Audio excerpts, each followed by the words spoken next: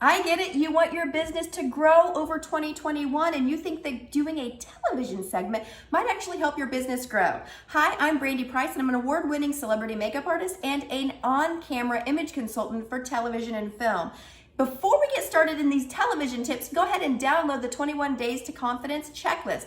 2 of the Forbes 25 most influential people actually started with the same list, and this is going to jumpstart your confidence for going on camera in the new year. So, what are the tips? What should we be doing? What are we supposed to be doing if we're doing a television segment? I know I want to do this, but I'm not sure what my next steps are. Well, the first step really is to call your local news provider and see if you could do a television segment. Pick out if it's a style show, maybe it's an evening show, or maybe it's a community show that's on in the afternoon. There are a lot of different ways to be able to go on television, and it depends on what capacity your business is serving that you want to be able to make sure you're doing a show set that is in the right fit, right? So the first thing that you're going to be working on is your talking points. I know we're talking about talking points before we get into hair, makeup, and wardrobing, but talking points is really where it all begins. Your content is what is going to sell itself to a producer of the show that you would like to go on. So what is that content? What is it that you provide that is going to be life-changing for somebody else? Or how are you working in the community to where you are providing a service or a product that is going to help people in that same community? What are those talking points? Usually a television segment is about 2.5 to 5 minutes, just depending upon what show set you're on and what the availability is for that business type of feature. So a 2.5 minute segment, you could probably get 2, maybe 3 talking points in. You might be able to get up to 5. Just think about it as 1 point per minute.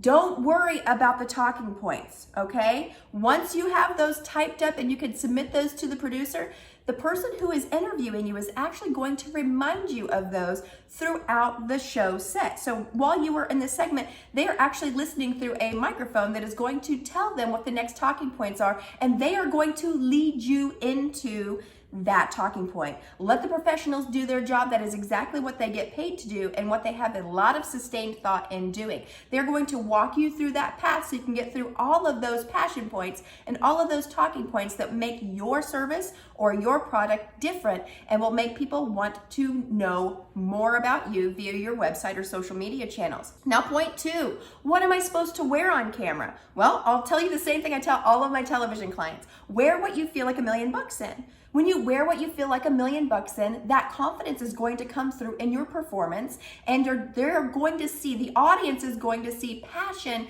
coming out of you instead of deer in headlights, which is probably what you're concerned about, but you won't have to worry about it if you follow these steps, right?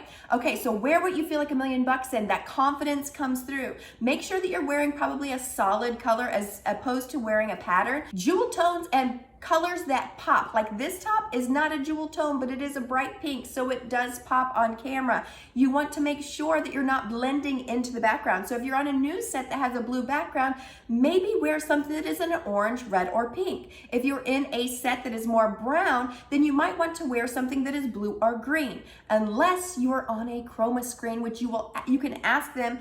Chances are you won't be on a chroma screen, but you might in some locations. Chroma screen, you want to stay away from blue and green. But other than that, blue and green should be just fine and dandy.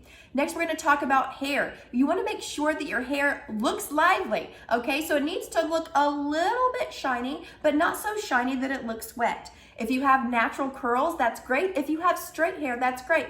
Either way, you're going to make an impact. When you have loose curls or even tighter curls, it comes through the camera as you are relatable and someone who is easy to work with.